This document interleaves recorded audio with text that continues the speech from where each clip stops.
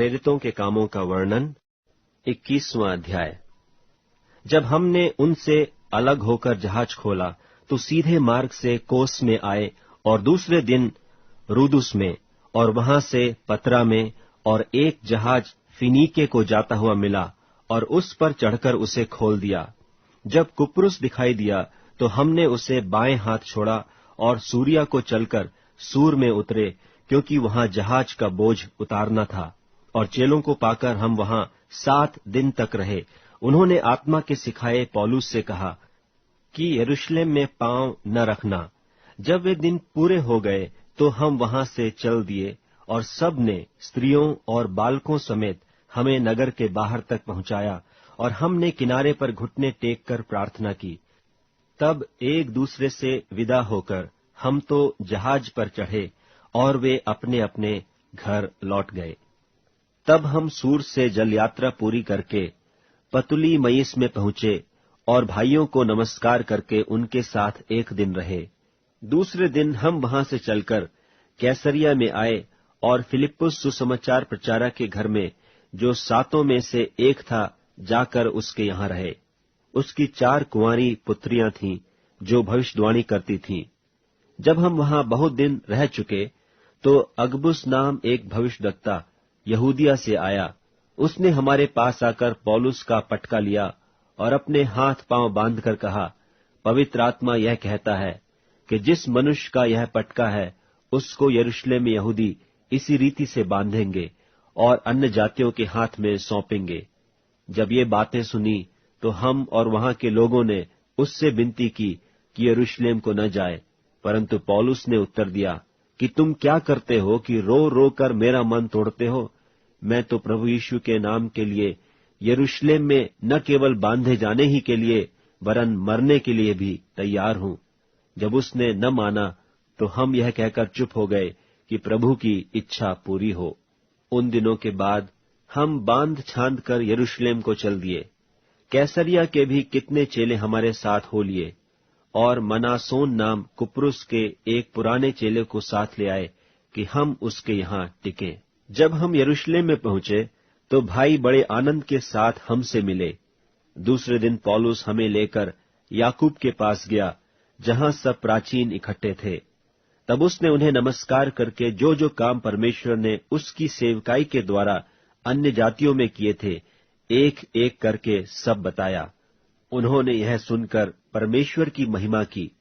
फिर उससे कहा, हे भाई, तू देखता है कि यहूदियों में से कई हजार ने विश्वास किया है और सब व्यवस्था के लिए धुन लगाए हैं, और उनको तेरे विषय में सिखाया गया है कि तू अन्य जातियों में रहने वाले यहूदियों को मूसा से फिर जाने को सिखाता है, और कहता है कि न अपने बच्चों का खतना कराओ और न रीतियों पर चलो। सो क्या किया जाए?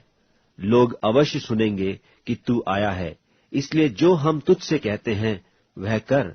हमारे यहाँ 4 मनुष्य हैं जिन्होंने मन्नत मानी है। उन्हें लेकर उनके साथ अपने आप को शुद्ध कर और उनके लिए खर्चा दे कि वे सिर मुड़ाएं। तब सब जान लेंगे कि जो बातें उन्हें तेरे विषय में सिखाई गईं उनकी कुछ जड़ नहीं है, परंतु तू आप भी व्यवस्था को मानकर उसके अनुसार चलता है। परंतु उन अन्य जातियों के विषय में जिन्होंने विश्वास किया है, हमने यह निर्णय करके लिख भेजा है कि वे मूर्तों के सामने बलि किए हुए मांस से और लोहू से और गला घोटे हुओं के मांस से और व्यभिचार से बचे रहें। तब पौलुस उन मनुष्यों को लेकर और दूसरे दिन उनके साथ शुद्ध होकर मंदिर में गया और बता दिया कि शुद्ध होने के दिन, अर्थात उनमें से हर एक के लिए चढ़ावा चढ़ाए जाने तक के दिन कब पूरे होंगे। जब वे 7 दिन पूरे होने पर थे तो आसिया की यहूदियों ने पौलुस को मंदिर में देखकर सब लोगों को उस्काया और यों चिल्लाकर उसको पकड़ लिया कि हे इस्राएलियों, सहायता करो। यह वही मनुष्य है जो लोगों के और व्यवस्था के और इस स्थान के विरोध में हर जगह सब लोगों को सिखाता है। यहाँ तक कि यूनानियों को भी मंदिर में लाकर उसने इस पवित्र स्थान को अपवित्र किया है। उन्होंने तो इससे पहले त्रुफिमुस इफिसी को उसके साथ नगर में देखा था और समझते थे कि पौलुस उसे मंदिर में ले आया है। तब सारे नगर में कोलाहल मच गया और लोग दौड़कर इकट्ठे हुए और पौलुस को पकड़कर मंदिर के बाहर घसीट लाए और तुरंत द्वार बंद किए गए।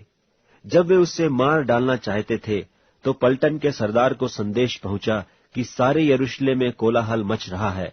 तब वह तुरंत सिपाहियों और सूबेदारों को लेकर उनके पास नीचे दौड़ आया और उन्होंने पलटन के सरदार को और सिपाहियों को देखकर पौलुस को मारने पीटने से हाथ उठाया। तब पलटन के सरदार ने पास आकर उसे पकड़ लिया और 2 जंजीरों से बांधने की आज्ञा देकर पूछने लगा, यह कौन है और उसने क्या किया है? परंतु भीड़ में से कोई कुछ और कोई कुछ चिल्लाते रहे, और जब हुल्लड़ के मारे ठीक सच्चाई न जान सका तो उसे गढ़ में ले जाने की आज्ञा दी। जब वह सीढ़ी पर पहुंचा तो ऐसा हुआ कि भीड़ के दबाव के मारे सिपाहियों को उसे उठाकर ले जाना पड़ा, क्योंकि लोगों की भीड़ यह चिल्लाती हुई उसके पीछे पड़ी कि उसका अंत कर दो। जब वे पौलुस को गढ़ में ले जाने पर थे तो उसने पलटन के सरदार से कहा, क्या मुझे आज्ञा है कि मैं तुझसे कुछ कहूं? उसने कहा, क्या तू यूनानी जानता है? क्या तू वह मिस्री नहीं जो इन दिनों से पहले बलवई बनाकर 4000 कटारबंद लोगों को जंगल में ले गया? पौलुस ने कहा, मैं तो तरसुस का यहूदी मनुष्य हूं, किलिकिया के प्रसिद्ध नगर का निवासी हूं, और मैं तुझसे विनती करता हूं कि मुझे लोगों से बातें करने दे।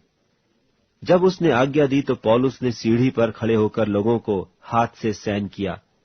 जब वे चुप हो गए तो वह इब्रानी भाषा में बोलने लगा कि